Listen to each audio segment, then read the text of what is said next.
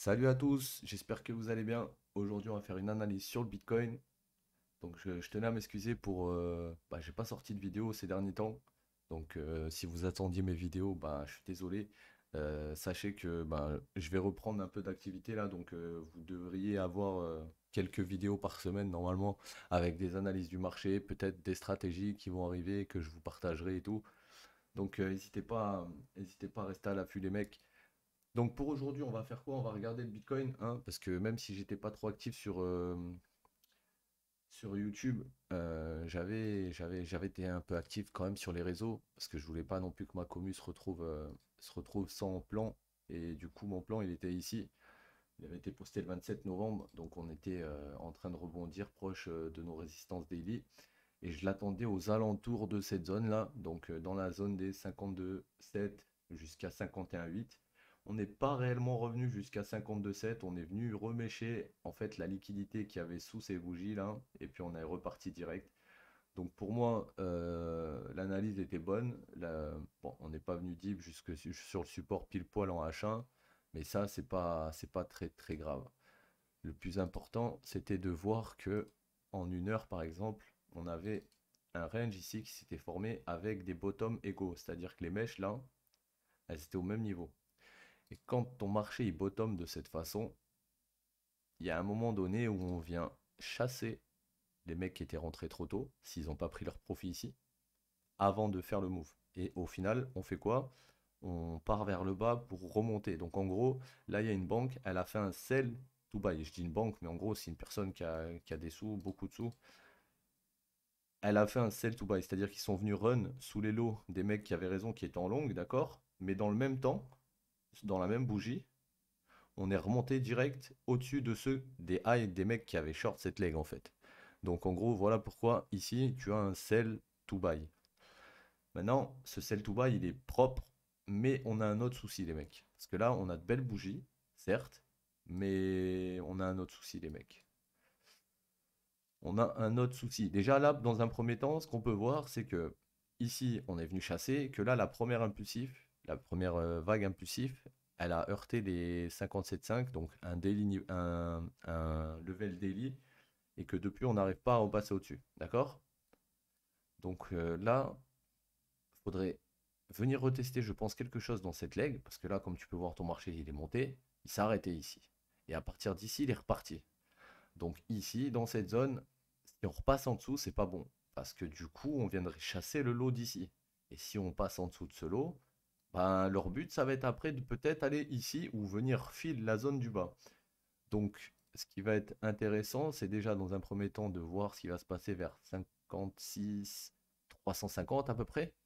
Parce que ça pourrait être une très bonne zone pour rentrer si jamais le BTC il se met à rebondir ici. Par contre, il y a un truc qu'il faut regarder là sur ton graphique qui est super important, que si tu négliges, tu vas pas comprendre pourquoi ça avance pas alors que tu as l'impression que c'est bullish. Mais tu vas comprendre de quoi je te parle tout de suite. Tu vois ici, tu as de la liquidité, donc tu as des gens qui ont shorté ces legs. Si on veut repasser bullish, c'est-à-dire continuer à casser des plus hauts, il va falloir qu'on casse cette trendline. Pourquoi? Parce que regarde cette trendline, elle a commencé le 17 novembre, on a été rejeté dessus, on est descendu, on est remonté, on a essayé de repasser au-dessus de CA et on a fail. Donc là, c'est un X, on fail. Boum, on repart en bas. On retente, on refail de repasser au-dessus. Boum, encore un X, on redescend. Et à chaque fois qu'on fait un X, je ne sais pas si vous avez remarqué, mais deux fois on fait un double bottom égal, comme à peu près ici là, et après on vient les chasser. Là, on a fait un bottom égal, on vient chasser, on remonte au-dessus. Pour le moment, on n'a pas repassé au-dessus de ce high, donc pour le moment, on ne peut pas se dire que la reprise bullish, elle est sûre à 100%. On peut juste se dire que là, on a eu une impulsion qui est venue corriger la leg précédente. Si on met une fib, hop, on va prendre la fib, hop, regarde, voilà. Tu as ton daily level qui est là, tu as ton ratio 61,8 qui est ici. On est en train de bloquer dedans. Là, bonne chance hein, pour continuer de monter, les gars. Tout de suite, dans l'immédiat, je ne pense pas. Je pense qu'on va avoir d'abord un retest de 56, 2, 3. Si ce niveau il tient, c'est parfait. Par contre, si on commence à dip au 61,8 de cette vague, ça va commencer à me faire un peu peur là. Pourquoi ça va me faire un petit peu peur? Parce que bon, On peut rebondir après au 61,8. Pourquoi? Parce on reviendrait retester au final cette zone-là qui a été cassée, d'accord? Et qui n'a pas été retest. Mais le problème, c'est que après une impulsive comme ça, si on redip jusqu'au 61,8, pour moi, c'est pas bon dans le sens parce que tu vois là, la ligne qu'on doit casser, si on repart d'ici, qu'on essaie de retourner la casser, on va se retrouver dans le même schéma qu'ici, c'est-à-dire en extension. Et si on est en extension, on va pas réussir encore à casser et on va sûrement repartir au sud. Alors que si Alors que si, arrivé ici, on bloque dans cette petite zone avant, quand on va remonter là, on aura de l'espace pour pouvoir casser parce qu'on sera dans le début du move, ok? Alors que si on retrace tout, ben, il va falloir qu'il fasse comme ici, une première leg qui monte, après une deuxième leg qui monte et après une dernière leg qui monte. Et dans tous les cas, ça, bah, ça va être plus long si on le fait à partir d'ici. On a plus de chances que d'arriver ici, boum, on reparte au sud, que si le move, il commence ici en fait.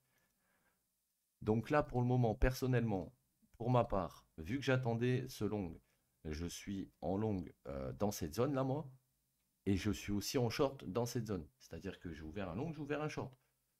Mon long, pour le moment, je ne l'ai pas fermé. J'ai pris quelques profits. J'ai toujours une position qui court. Mon short, il était ouvert dans la matinée, donc il est toujours open aussi. Et mon objectif, là, c'est de voir quel scénario a raison. C'est-à-dire, est-ce que c'est mon plan boule qui a raison? Est-ce qu'on va vraiment casser, arriver ici? Auquel cas, ben, mon short, je le couperai à ce moment. Et si jamais ben, on commence à enfoncer ben, vers 61,8 et qu'on passe en dessous, là, je vais couper mon long direct parce que ça va sentir la... ça va pas sentir très bon, les mecs. Parce que, ouais, honnêtement, là, on est toujours bloqué là-dessous.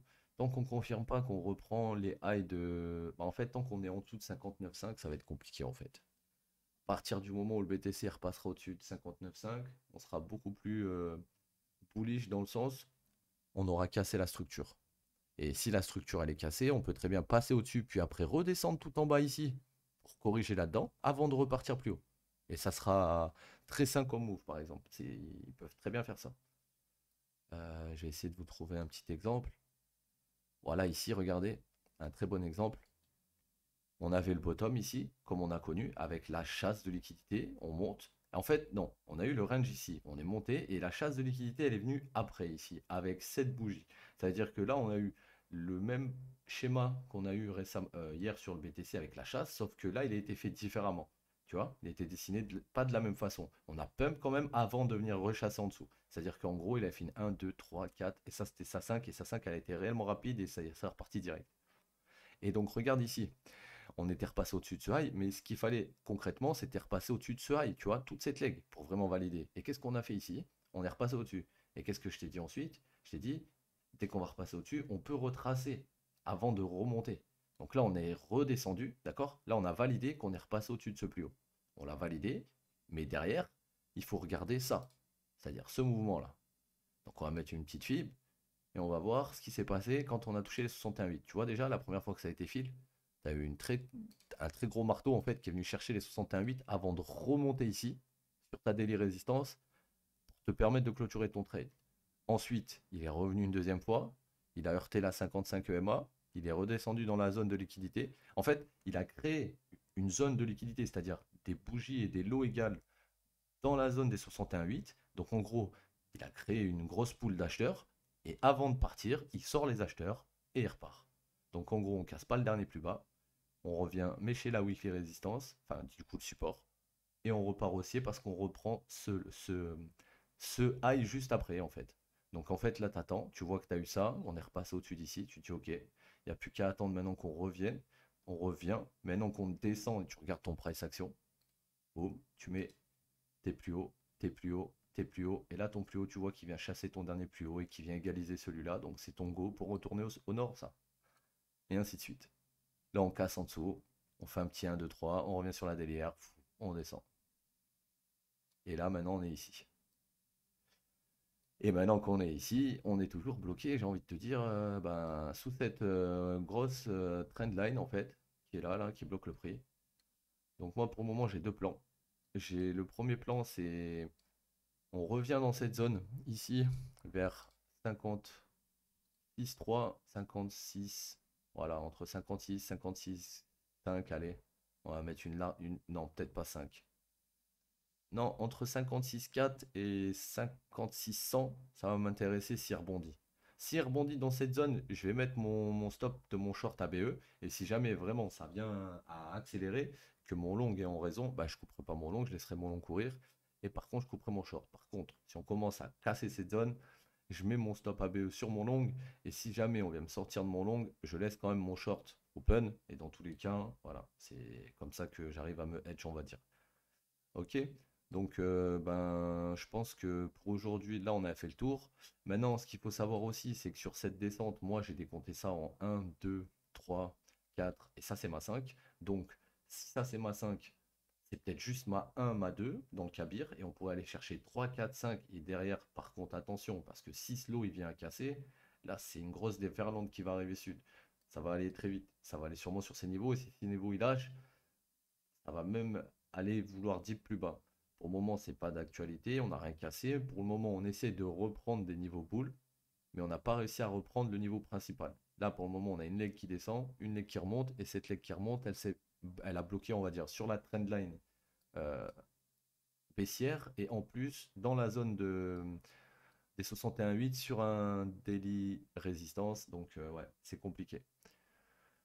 Donc voilà, les mecs, moi ça va être tout pour moi pour aujourd'hui. J'espère que cette vidéo vous aura un peu éclairé. En tout cas, ben, moi je vous souhaite une bonne journée et je vous souhaite de bons trades.